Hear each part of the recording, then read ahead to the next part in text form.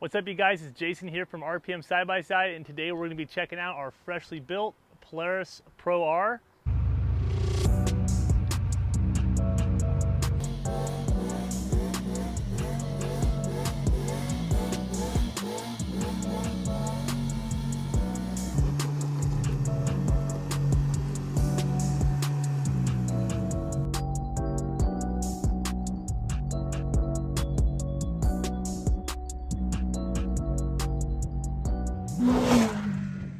This is a 2022 model.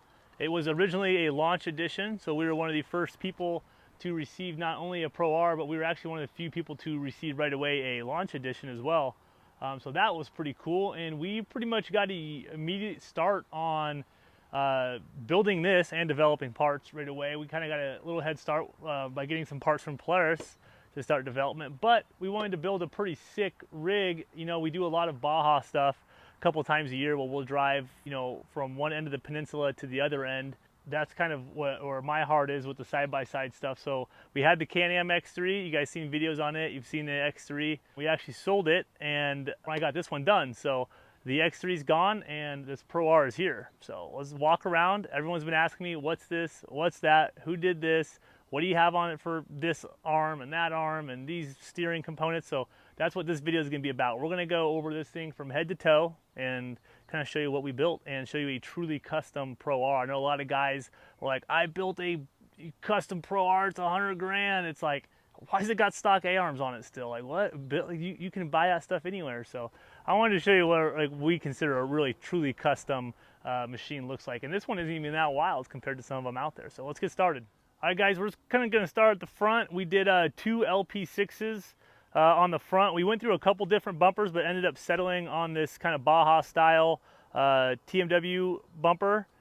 We did 2 LP6s. One is a spotlight and one is a spot flood combo. We did the ABF grills. I like those guys. They built some cool stuff, and we really liked their grills, so we went with them, had them color matched. We'll probably just go straight to the chassis stuff up front here. CT Raceworks, these guys are legit. Everyone online is always saying, what are the best ball joints? What are the best this? I need to upgrade my arms. And they're just looking at all of this. And there's a couple good companies out there, don't get me wrong, but there's a lot of junk too. I can tell you that we've been in the side-by-side game since, well, the Polaris 800Ss came out. We were turboing those. So we've seen a lot of stuff and we've seen a lot of junk. CT has always been on top of it, and this Pro R stuff is on the top. It is legit. So their ball joint issues that the Polarises were having, those are non-existent anymore with these giant, massive uniballs, and geez, they overbuilt it for sure. I love it. The tie rods, we went with ZRP. I liked the ZRP stuff because they replaced all the way to the inner. They kind of had this machined piece right here where a lot of guys weren't. So that's kind of went with ZRP. What else? Oh, of course, the Schmitty racing suspension. I love these guys. That dude's got the best customer service. There's a couple suspension companies out there we've dealt with, and don't get me wrong, they've all been great. This was our first time with Schmitty, and he definitely was, you know, far more than just great. That guy was checking up on us like, hey, notice you haven't ran the car yet. How's the suspension? Let me know as soon as you get it done. Send me a video. Let's get it, you know, make sure everything looks good. So that dude was definitely there from start to finish. You know, he didn't just take our money and send us shocks and hope they were good. So he really dialed them in and followed up after it. You know, it's a lot of money to spend on suspension, so to have a company follow up after the purchase was pretty cool. So shout out to them. Also, we're running of course, the RPM spring cups and forks. That dials in the suspension and really dials in about the front of the car. We're of course running the Pro R gets so hot. I know a lot of guys dog on these air vents, and I always say on every single post that someone asks, I always say, if you know, you know, and if you don't, you don't. And what I mean by that is, first off, this car is turned all the way, so you can see you don't have any dust issues coming in with the tires like guys think. Sure, if you're following someone, you're gonna get dust. And then I'm just thinking to myself, like, why are these guys worried about dust? Like, we drive in the Baja, and I'm like, this is where the dust is worried about. I'll take dust in the floorboards of this machine over dying in 200-degree stagnant air temps at my knees any day of the week. So those air vents are so legit. Every single person who's installed them on their Pro R or any other side-by-side, they're like game changer. So those air vents, we love them. They work, they're cheap. It's a great solution to getting airflow back into the cab. Moving on to the tires and wheels, I love the BFG KM3s. That's what I run on every single one of my Baja vehicles. I've never, knock on wood, I've never had a tire puncture or flat in Baja with a KM3, so that's pretty crazy. We've done thousands of miles, knock on wood. I'm gonna get a flat now for sure. Shouldn't have said that. Moving on to the wheels, Metal FX wheels, we hooked up with them. We really just did some off-the-shelf wheels, but what I did with these wheels that I thought was cool that really kind of goes overlooked is we actually powder coated the inside drum of the wheel, so I thought that was pretty sweet. Moto Armor doors, shout out to them. We knew we wanted their doors right away. They got us a set right away. We got them on. I love their doors. Of course, we waited for the door bags. So Moto Armor door bags with the knee pads. I'm kind of a tall dude, so when I crash, my knees go flying. I needed some knee pads. So they got us hooked up with front and rear door bags. It's always nice to have someone to put all of our junk. We lined, I know a lot of guys have been doing this, but we did do a liner on the doors and the roof of our Pro R. Kind of makes it stand out a little bit. It really does pull down on the noise, so that's pretty sweet. Again, powder coated some parts on the doors to make it match and flow with the machine. And we did Assault Industry mirrors with Baja Design lights in them as well. ECD did our wrap. Our wrap's technically not even done. I've learned my lesson with wrapping vehicles and taking them to the Baja, and that is just wrap them and then put your logo on it, because you just destroy the wraps in Baja. I've gone through so many cactuses, and I look back and I'm like, oh, no more wrap anymore, it's just peeling off. But the ECD wrap is so thick, it's so tacky. This year I'm definitely confident like this wrap's coming back in one piece. So we are gonna put our logo on it separate still. So that's what we'll do, is we'll get the RPM logo there. That kind of wraps up the door stuff. Seats, we did the PRP seats. I love those seats, they're super comfortable. We did the quick release and we run factory seatbelts actually. I do like to play our seatbelts a lot. We're getting in and out of the cars a lot. More chassis stuff, our cage. So back to custom built Pro Rs. The one thing that I think is always important when you're building a truly custom car is like the cage. Not that just the safety feature, but one thing I always notice on every single car, and maybe you'll notice now that I pointed out, is show me a Pro R or X3 or RZR that doesn't have the A-pillar built on a 8-inch or 9-inch radius. It just drove me nuts. The factory cage is like a 22-inch radius, I think is what it was when we 3D scanned it. So that's the one thing, it just drove me nuts. Every cage does that sharp, tight bend right there on the A-pillar. Doesn't matter how much they have it angled, it's always on an 8-inch roller, and I get it. It's, you know, 8-inch to 9-inch rollers are just like the industry standard. So this was actually bent on a 16-inch roller, and I wanted that factory look, so that's what we got. We rolled it on a 16-inch roll, and we got that nice factory-looking bend on the A-pillar. And that is one thing I couldn't find from a single cage manufacturer for the Pro R or any cage manufacturer for any side-by-side that I've ever built. I just hated the A-pillar radiuses. So did it myself this time and it turned out great. So this is our cage. It's all TIG welded. We kind of went with that factory look, and the reason we went with the factory look is that we run a lot of the factory components. One other thing that you'll notice on our cage is that it's 2-inch. So a lot of guys out there just stuck with the industry standard 1 3/4 because it's easy for them. They don't have to carry the twice amount as tubing. They don't have to change up their dies or anything. And I'm just like, that's not the right way. The 2-inch cage is definitely where it's at. Players did a 2-inch cage. We're doing a 2-inch cage. All of our factory components will bolt up to a 2-inch cage, and it looks sick. So 2-inch cage. We actually we can put a factory windshield on this. We cut the glass a little bit. We run the factory windshield on our cage. Not up here on it right now because it is starting to get hot out. We run a factory roof. We just modified the roof as needed. We put a sunroof in it, much needed. And one thing I learned about driving in Baja a lot was sun visors. You just take these for granted. You never know. It's just kind of one of those things that goes back to it. Those who know, know, and those who don't, don't. So Baja, we catch on some if we need to get on a paved road and get somewhere quick, you're just driving and we just, flip down a visor, take the sun off your eyes. It's so nice. A lot of Axia alloy. These are all Axia alloy parts. We run Axia alloy dome lights because we drive at night a lot. Even a factory rear view mirror. Moving on to more cage stuff, we did the XL Sport lights up top from Baja Designs, which are obviously this is a 6-pod combo. And it's obviously 2 spots, 2 combos, and then 2 floods on the end. So we did some cool lights up top, radius them, they kind of flow with the cage. Another cool thing is, we see a lot of guys mounting these style lights on their machines, and they're sitting way up top, or they've got some gaudy mounts on them. And the one thing I really wanted when we were building this cage is I wanted a custom mount that made the lights look like they were floating. So that's what we did. You can kind of peek up top and see what we did. Now that you've seen, all you cage manufacturers can go ahead and copy it because we don't build cages anyway. So That was pretty sick. I like that design a lot. That made it tied everything together really good. What else? Our GPS, we run our fish finder, as some would call it. Just in case I sink this thing in the ocean, you know where the fish are at. Belt temp sensor, we do run on this car. We got all kinds of goodies, I guess, for switches. Communications, horn. We have another horn up front. Chase light, we'll check them out. Fog lights are on a separate one.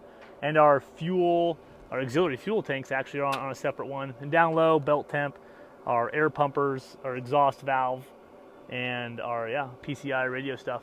Phone holder, back to it, man. It's just kind of the basics. Moving to the back. On our Pro R, we run obviously the auxiliary gas tank.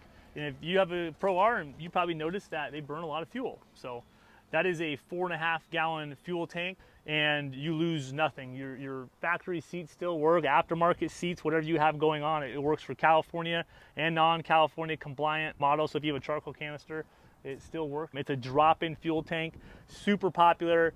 We had no intentions of building fuel tanks, but I built one for this car because I knew what we were doing with it, BAJA stuff.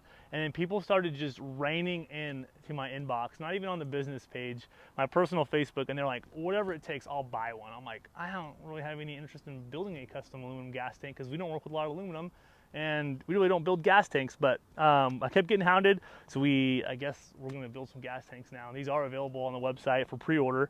We have 100 of them being built. So that'll be pretty sweet. They're on a switch, so they're momentary switch. You push a switch, you hold the switch, it pumps fuel into the factory fill neck. So this tank will actually fill the OEM gas tank. See, we do run a lot of pack out stuff. We're leisure, and when we're in the Baja, we're just there for leisure. We're not racing, besides some buddies maybe. Guys having fun in Baja for 1,500 miles in 9 days. So we run a lot of pack out stuff. It's easy to hold our tools. There's a small cooler in there and spare parts. The guys that we go Baja with, I'll be the only Polaris and definitely the only Pro R. So all of the spare parts and chase vehicle support is all geared towards Can-Am. So I'm praying that the old Pro R holds together because there's not a lot of support for me. I don't think there's a lot of faith for me. A lot of Can-Am owners I go with.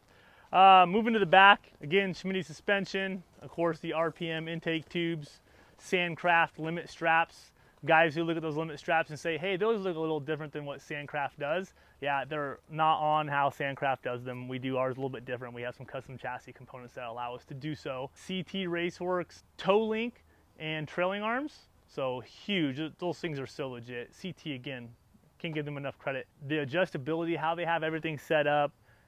Their hardware, we don't need left and rights for our replacement joints if we were having anything fail. They're all the same. Everything can be adjusted on the car. No taking stuff off, twisting it, putting it back on, hoping it's right when we're doing an alignment on the car. So we did obviously the full CT. We did everything CT has to offer. So we, of course, did their radius rods and pull plate. Exhaust is a RPM chambered muffler. We'll fire it up before the end of the video, and of course our big core header. Back to the OEM cage sides and doing OEM cage stuff. This is actually a OEM Polaris spare tire carrier. The only thing that we did was we added a second gas shock because we added a little more weight. Instead of a 32-inch factory tire, it is a 35, and we do run a spare tire bag up top. So we run a impact and some CO2 canisters for flat tires and our basic, really quick, we need to get to style tools. So obviously lug nuts, stuff like that. Cooler, more storage for dry stuff, tools, clothes, whatever we need. More ABF grill guards on the back here. Our chase lights, we didn't do anything crazy this year because our cage sits super low. We couldn't mount it to the cage. So we should have a chase light, amber chase light on each side of the rear of the vehicle. I thought that was kind of cool. One little feature that we were able to make work. Actually, the crazy thing about these chase lights is shortly after I mounted them there, a company came out with mini like 12 and 14-inch chase lights. And I was like, ah, darn. I would have mounted it like somewhere in here up top or whatever, but it was already done. So, but there's a company out there building small chase lights now, which I think is sweet. We're running a RPM catch can. So our catch can is super buried. It's actually located up into here, and the drain valve is right here. So RPM catch can, a lot of guys say, oh, you don't need that. And I say, okay, well, take your stock factory crankcase vent out and see how much hot air you're pumping back into your intake. And you'll think twice about it. Just because it's not catching a bunch of oil doesn't mean it's not blowing a bunch of hot, foggy, smoky air into your intake. Right back into the throttle body. CT Raceworks, we did their sway bar links, and we do the RPM clutch fan. So this is where all the parts and spare stuff happens. Like I said, we carry a lot of Milwaukee pack out stuff. couple of the guys that we ride with, I've always been a big Milwaukee guy, but then they started putting mounts in their X3 4-seaters, and I'm like, man, I need that. So when I did the 4-seater finally, I was like, yep, pack out stuff for sure. We got some parts, bolts, hardware, all up top, CO2 canisters for our air jack, and then some bigger tools and replacement parts, so wheel bearings, CV boots, tubes, all that stuff we carry in the lower pack out. Up here, it's a fire extinguisher, of course. Can't go to Baja without a fire extinguisher. This is actually a trash bag, so we pack in, pack out. Definitely aren't putting any trash in the desert. It's like one of my biggest pet peeves. This is where we mount our factory belt. Now we actually mount it to the little firewall here, or sorry, our spare belt. We mount it to the firewall here. We have 4.5 gallons of auxiliary fuel over there, and we have another 7.5 gallons of auxiliary fuel over here. So this is our floorboard tank, and essentially what this is a gas tank that takes up the space of the floorboard. On the Pro XPs, Turbo R, and Pro R models, you take your rear seat out, obviously you fold it forward, and it creates a storage, like a bed, a flat bed storage, and there's actually a hollow space down here in the floorboard. And what we did is we just filled it with an aluminum tank, and we use it as our auxiliary tank. So we also have a fuel pump on this tank, and we pump again from here into the factory fill neck, and yeah, just another 7.5 gallons of fuel that we can carry. So we've almost doubled our fuel capacity, which on this machine compared to a Can-Am X3 is much needed. Kind of covers our tools, our fuel, our pack out situation. We do have these awesome axle mounts. We can carry a front or rear axle. It doesn't matter if they're different. We actually include, we build these, by the way. A lot of guys don't realize that we build an axle holding system. It'll fit on any UTV because we build it for multiple size cages, but the RZR platform is super popular.